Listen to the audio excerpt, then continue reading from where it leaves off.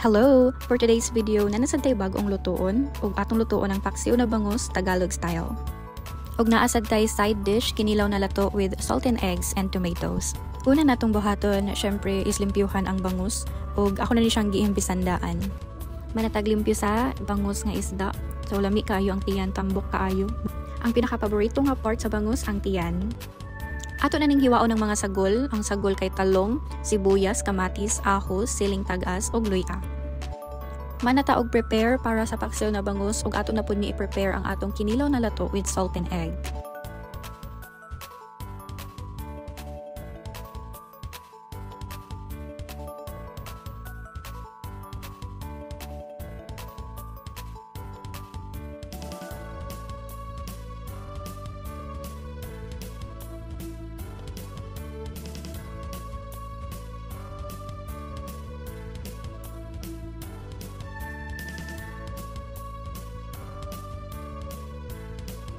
Ato ana siyang saglan og suka. Kanila yung suka hinatag sa kong Jamaica sa Hanichan. Thank you so much.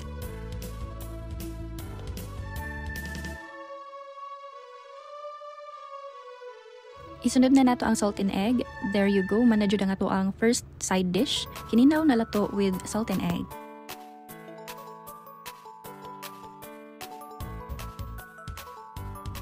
Og ato na ning i-arrange ang atong mga sagol para sa paksiw na bangus. Unahon nato og butang ang mga isda. After that, ato na ning isunod ang mga uban pang sagol. Enjoy watching!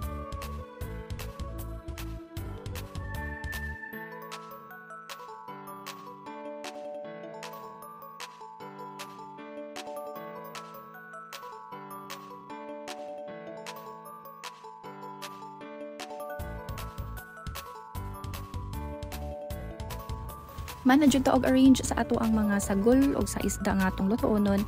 Ang karon akong gisagol kay asin. Sunod natong isagol kay suka. Next, butangan nato og black pepper. Pagkahuman ako butang og black pepper, ako day gisagulan og balik og suka akong gipunan. Sunod na akong gibutang kay tubig and og karon nagpabukal na jud ta sa paksiw na bangus. After 15 minutes ako din igisagdan og patis og cooking oil. Og mao na ni ang resulta sa paksiw na bangus. Lami kaayo, giganahan jud ang mga nitilaw sa akong luto. Thank you so much for watching and see you next time.